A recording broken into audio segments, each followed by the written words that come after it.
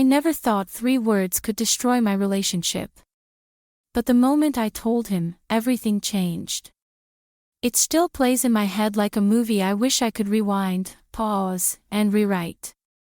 Daniel and I weren't just a couple, we were the kind of pair that made people believe in love again. He was 28, grounded, steady, and so different from anyone I'd ever been with. He had this quiet confidence that made me feel safe in a way no one else ever had. With him, I laughed more, slept better, and finally felt like I could put my messy past behind me. Or at least, that's what I thought. For months, our love felt unshakable. We planned weekend trips, talked about moving in together, and even dreamed about what our future kids might look like. With Daniel, nothing felt off limits. We could talk about anything, our fears, our childhoods, even our embarrassing quirks.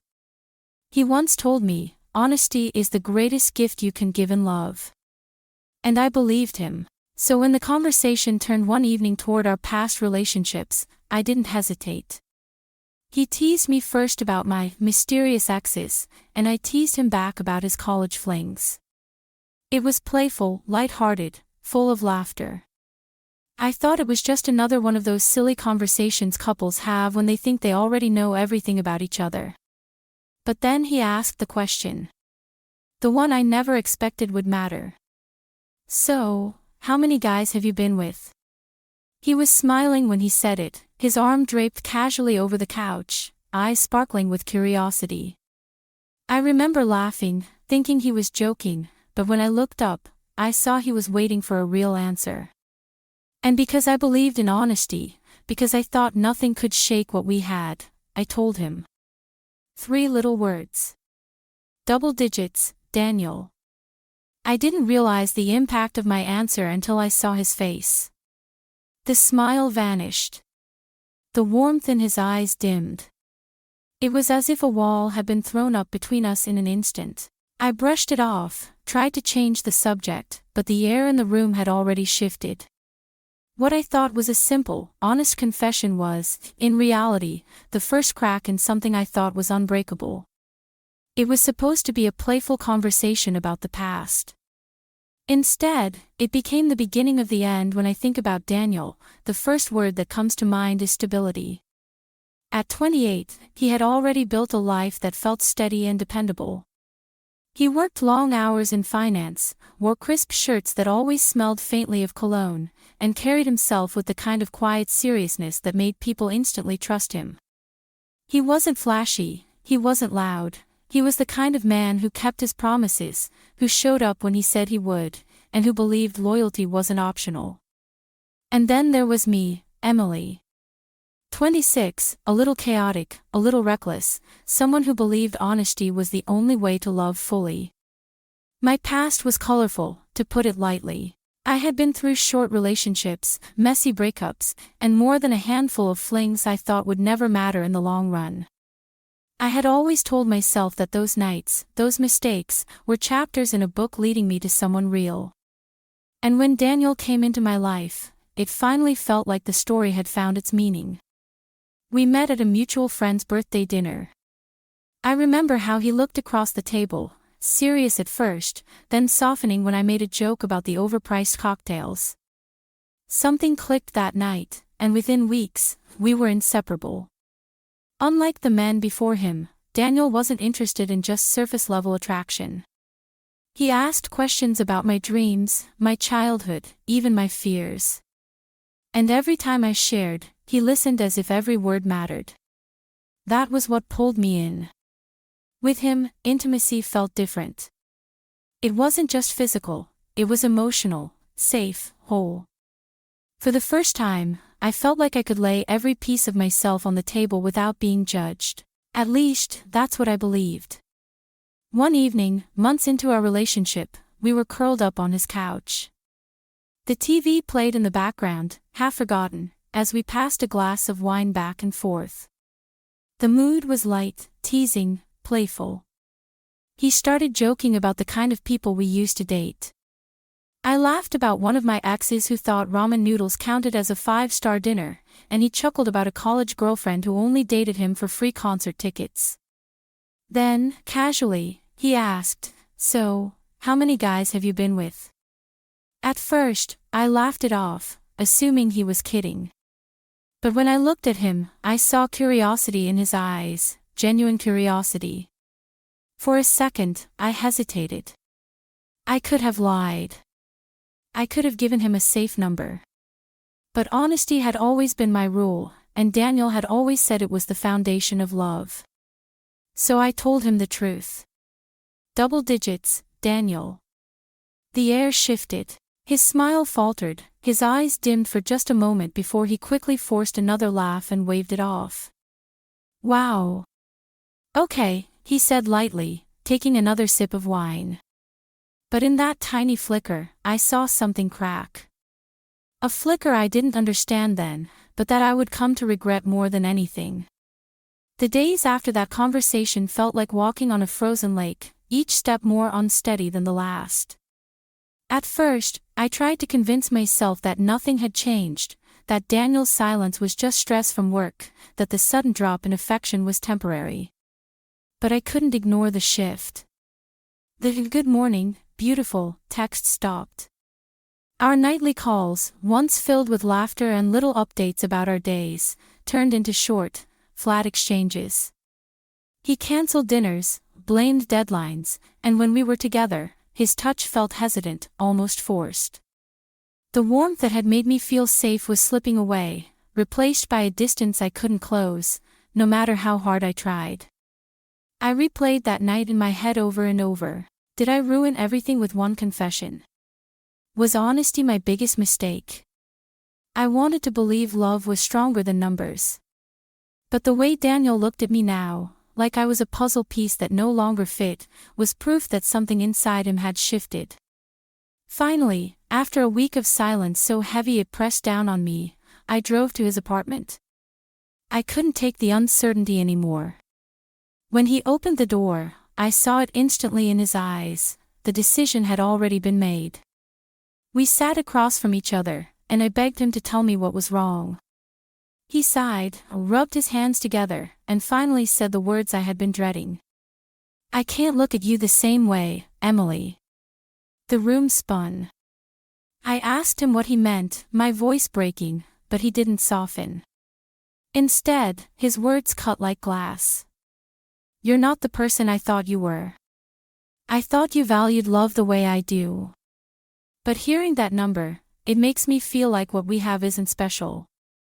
Like I'm just another stop along the way." Tears stung my eyes. "Daniel, no. Those other people meant nothing. You are my forever. You're the only one who matters." But he shook his head, jaw clenched. "I can't believe that. You say they meant nothing, but then what does that make me? If love was so easy for you to give away before, how am I supposed to believe I'm different?" I reached for his hand, desperate, but he pulled away. And then he said the line that shattered me completely. "I thought I was special. Now I feel like just another number." I begged him to see me for who I was now, not who I had been. I promised him that my past had no bearing on my future with him. But his silence was louder than any words. The next day, I found myself blocked. My texts went undelivered, my calls went straight to voicemail, and my last memory of him was a cold, final message: "I deserve better." And just like that, the man I thought was my forever was gone. The days after Daniel blocked me were some of the darkest I've ever lived. I'd wake up and reach for my phone, half hoping he had unblocked me, that there would be a text waiting, some kind of apology, or even anger, anything that meant he still cared. But every morning was the same, silence. I refreshed his social media obsessively, even though I knew he wouldn't let me see anything. Still, I'd scroll through old photos, stare at our smiling faces, and wonder how something that felt so permanent could vanish overnight. At night, I'd lie in bed with the glow of my phone illuminating old conversations, rereading the "I love you" messages until the words blurred from my tears. The regret ate at me like acid. Why did I think honesty was the right move? Why couldn't I just keep one thing to myself? I had always believed honesty was strength, but now it felt like my weakness, like I'd handed him the knife he used to cut me out of his life. When I finally told my friends, the reactions were split. Some were outraged on my behalf. "Emily, he's insecure. A man who loves you should never care about what came before him," one said, hugging me tightly. Others weren't so kind. "You should have known better," another said. "Men don't want to hear that. You set yourself up." Their words stung, because deep down, I feared they were right. Desperate, I tried everything to reach Daniel. I wrote long, heartfelt emails, pouring out my soul, begging him to understand that he was different, that he was my forever. I asked mutual friends to talk to him, to at least let me explain. But nothing worked. It was like he had erased me, like I had never existed in his life at all. And then came the knife twist. Through a mutual friend's Instagram story, I saw him. Daniel. Smiling at a cafe, his arm around another woman. She looked soft and sweet, the kind of girl you'd bring home to your parents. A good girl. The caption read, "Cutest couple ever." I felt like my lungs collapsed. He hadn't just moved on, he had replaced me with someone who looked like the exact opposite of everything he accused me of being. A girl with a clean past. A girl who would never make him question if he was special. And for the first time, I wondered if maybe that was the kind of girl he wanted all along. For weeks, I carried the weight of guilt like a stone strapped to my chest. I told myself over and over that I had ruined everything, that my honesty had cost me the best man I'd ever known. Seeing him with that new girl, so effortlessly happy, only confirmed the story I'd written in my head. She was better, and I was disposable. But then, life has a way of peeling back the truth when you least expect it. One night, a mutual friend, Sarah, invited me out for drinks. She'd been hesitant to bring Daniel up, but after a couple of glasses of wine, her guard slipped. "Emily," she said, leaning closer, "you beat yourself up too much. Daniel wasn't exactly the saint you think he was." Her words hit me like a slap. I demanded she explain, and that's when she told me what I had never known. Daniel had a past too. A messy one. Before me, he hadn't exactly been the picture of loyalty or restraint. He'd had flings, more than a few, and even a couple of overlapping situationships that his exes never knew about. Sarah told me about the college parties, the hookups, the string of women he never cared to count. And the worst part? He had bragged about it back then. He'd laughed with his friends, worn his experiences like badges of honor. But with me, he'd painted himself as the serious, loyal man, conveniently erasing his history. My chest tightened with rage and disbelief. So he had a past, just like me. The difference was, he chose to bury his truth, while I chose to be honest. And somehow, I was the one punished for it. But karma has a way of leveling the field. Months later, I heard from another friend that Daniel's new, wholesome girlfriend had broken things off. The story spread quickly. She had discovered things about his past. Old flings, messy hookups, skeletons he had hidden so carefully. She felt betrayed, lied to. The same way he once made me feel. I could almost hear the echo of his words, "I deserve better," and I wondered if she had said the same thing to him when she walked away. For the first time since losing him, I didn't feel like the broken one. I didn't feel like the girl who destroyed her own happiness. I felt vindicated. Because the truth has a way of catching up with all of us. And Daniel, the man who left me for being honest, was left alone for doing the opposite. Looking back now, I see the irony so clearly it almost feels cruel. I lost Daniel because I was honest, and he lost someone else because he wasn't. My truth ended us, and his lies ended him. For a long time, I carried the shame like it was mine alone to bear. I thought I was the broken one, the girl who didn't deserve love because of mistakes I'd made before I ever met him. I told myself if I just kept quiet, if I'd just played the part of the perfect girl, we'd still be together.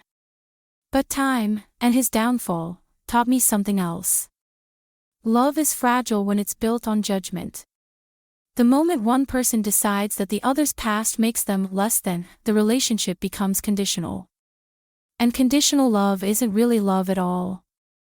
Daniel judged me for being open about my past, but in the end, he couldn't outrun his own. The very standards he used to measure me were the same ones that came back to measure him. And when his new girlfriend discovered his truth, she left him with the same cold finality he once gave me. It made me realize something I wish I had understood sooner: the past doesn't define our worth. Our mistakes, our choices, our chapters before someone else, they are just that, the past. What matters is who we are in the present, how we love, how we commit, and how we choose to show up when it counts. I used to think I ruined my relationship by being too honest. Now, I see that my honesty didn't destroy us, it revealed him. It showed me who Daniel really was, a man who wanted perfection without offering it himself, a man who preached loyalty but hid behind a curated version of himself. And as much as it hurt, maybe that was the lesson I needed. I wanted honesty to bring us closer, but it only showed me who he really was. And in a way, that was a gift. Because it set me free from someone who could never truly love me without conditions. So now, when I think about love, I don't dream of someone flawless or untarnished. I dream of someone who can see all of me, the messy, the complicated, the imperfect, and still choose me. Someone who understands that love isn't about numbers, it's about presence. And that leaves me with a question I can't answer alone. Would you want to know everything about your partner's past, or are some truths better left unsaid?